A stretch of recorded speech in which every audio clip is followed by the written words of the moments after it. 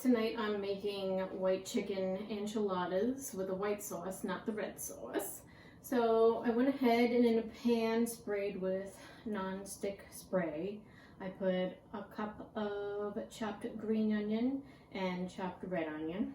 And I sauteed that up nice. And then I took some cubed chicken. And in this bowl, I mixed it up with a tablespoon of milk and a teaspoon of cumin and 4 ounces of cream cheese. And that cream cheese was softened. And I mixed it up real good. Alright. And in this bowl here, I put 1 can of condensed cream of chicken soup and a 1/4 teaspoon of cayenne pepper, 1 cup of milk, 1 cup of reduced fat sour cream, 2 seeded jalapeños, but wear gloves during your cutting of those babies, and 1 can of reduced fat cream of chicken soup. And I got that, okay, cayenne, and I think that's it. Yeah, and we mix that up real good.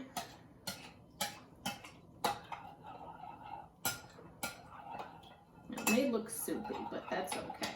And we're gonna put like 2/3 or like a 2/3 1/4 cup of this into the chicken mixture here. So it's just easier to work with. It's all going in the same place anyway, in my stomach. And then we're gonna warm up the corn tortillas in the microwave. So we take those here and we fill them with this chicken mixture. Alright.